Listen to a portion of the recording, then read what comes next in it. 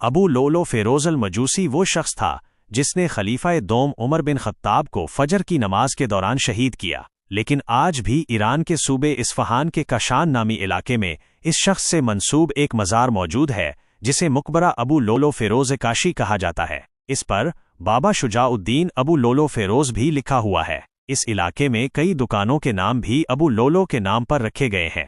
سوال یہ پیدا ہوتا ہے، آخر کیوں عمر کے قاتل کو مسلمانوں ہی میں سے کچھ لوگ اتنا بڑا مقام کیوں دیتے ہیں؟ اسے اتنی عزت و احترام کیوں دی جاتی ہے؟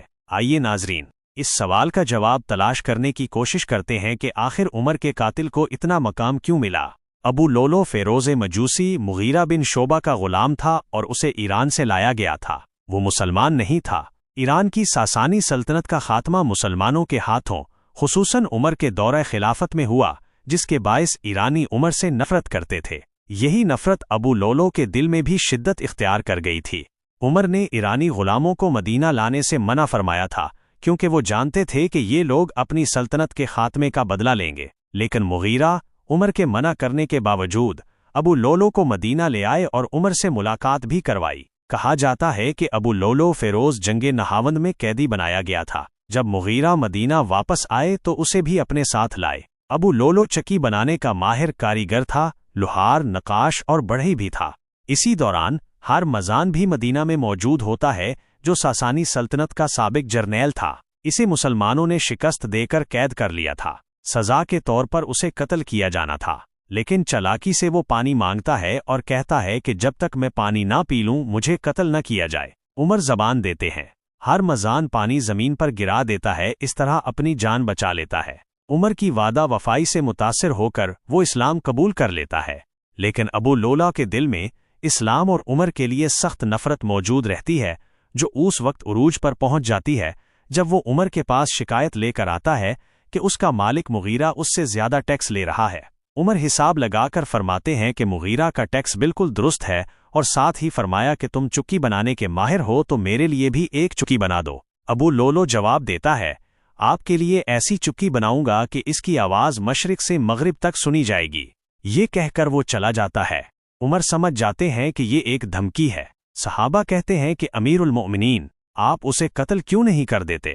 عمر فرماتے ہیں کہ صرف شک کی بنیاد پر کسی کو قتل نہیں کیا جا سکتا۔ ابو لولو عمر کو شہید کرنے کا پختہ ارادہ کر لیتا ہے۔ وہ ایک 2 دھاری خنجر تیار کرتا ہے جسے زہر میں بجھایا جاتا ہے۔ فجر کے وقت مسجد میں آتا ہے۔ اس وقت اندھیرا ہوتا ہے، اس لیے کسی کو کچھ نظر نہیں آتا۔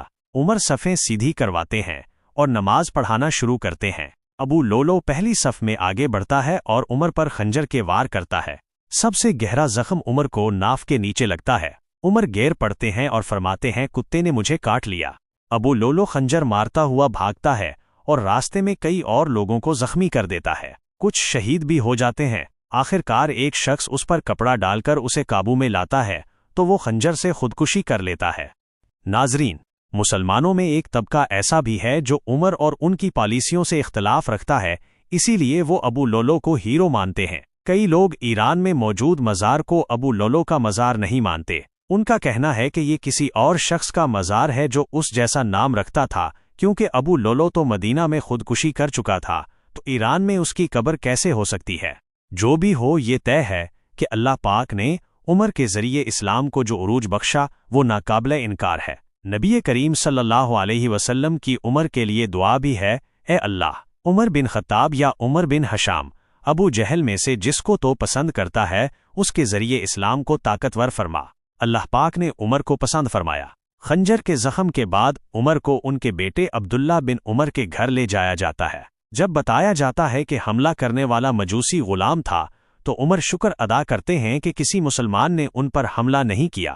جب عمر محسوس کرتے ہیں کہ اب وہ بچ نہیں پائیں گے تو اپنے بعد خلیفہ کے انتخاب کے لیے شریز بناتے ہیں۔ اس میں 6 لوگ شامل ہوتے ہیں: عثمان، علی، طلحہ، زبیر، عبد الرحمن بن عوف اور سعد بن ابی وقاص۔ پھر عمر شہید ہو جاتے ہیں۔ عمر کی یہ دعا بھی قبول ہو جاتی ہے کہ اے اللہ، مجھے مدینہ میں شہادت عطا فرما۔ لوگ کہتے تھے کہ مدینہ میں تو جنگ نہیں ہو رہی، تو یہاں شہادت کیسے ممکن ہے؟